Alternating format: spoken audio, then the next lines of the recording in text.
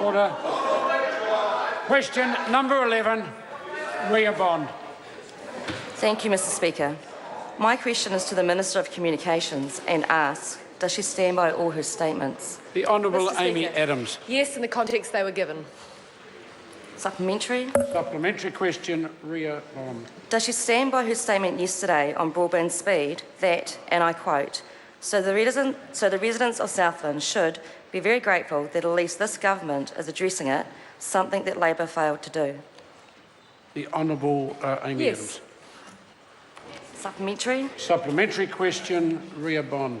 If rural broadband speeds have tripled, as the Minister said yesterday, has the Member of Parliament for Invercargill raised constituent concerns with her about internet services and Ms Dowie's own concerns about officially reported broadband performance? If not, why not? The Honourable Amy Adams. Well, Mr Speaker, I can't recall every item of constituent correspondence that I've had from colleagues, but I know that the member for Invercargill, like most members, want to see better broadband rolled out in their communities because they understand the fundamental importance of connectivity in all our communities, and they understand that New Zealand's thirst for connectivity is growing exponentially, which is exciting, and which is why this government has spent $2 billion on improving that very connectivity. Point of order. Point of order, Ria I Bond. seek leave to table a letter written by Ms Dowie to Venture Southland, dated the 25th of June 2015, in which she outlines concerns about internet services. Order. I've just been advised by interjection that it's available on the internet. It's not publicly known. Is the member saying it's not available on the internet? As far as I'm aware, sir. So I can't hear the member? As far as I'm aware, it's not in the public domain. I'll hear from the Honourable Mr Speaker, the same member yesterday tabled a report from Venture Southland and assured us it wasn't readily available. It is readily available on the internet, and that letter is a part of it. Order. Order. Order. Order. This is a point of order. Ron Mark. Thank you, Mr Speaker. I'm struggling because what you just...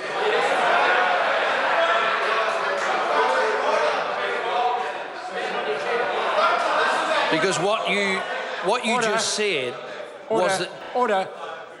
It is a point of order. Thank you. What you just said is that during a point of order, you were advised by an interjection, That's right. which is against standing orders, and Well, therefore you should take no notice of it. I don't need the member to assist in that way. It certainly is against. But the point is, there has been one other occasion when I was assured that it wasn't available. I put the leave, it was tabled, and I subsequently found out it was very easily available. So I think the member who's seeking leave needs to be very, very clear that if she stands in this House and seeks leave to table a document, I will be asking whether it's freely available. It is her responsibility to have ascertained whether it's freely available, and I warn all members in this case, the risk of then misleading this Parliament is serious. I invite the member, Ria Bond, to proceed to table the to request it again, but I'll be asking whether she's done the homework to find out whether it's available. Ria Bond. Supplementary. Order. Supplementary question, Ria Bond. Has she seen a letter from her colleague Todd Barclay, drafted 1st of July, in which he raises concerns regarding her $300 million rural broadband initiative, in which he stated that it is not an effective solution? Order. Ron Mark, point of order. I know that in times past it has been very difficult when there are Order. Can I have the point of order quickly? We cannot hear because of the level of interjections, and we seek your protection for all members of Parliament. Thank you. Well, then, if you could assist by giving some lessons to your members about asking supplementary questions and keep them short, that would assist. Order. Order. Order. Order. I will look. Order.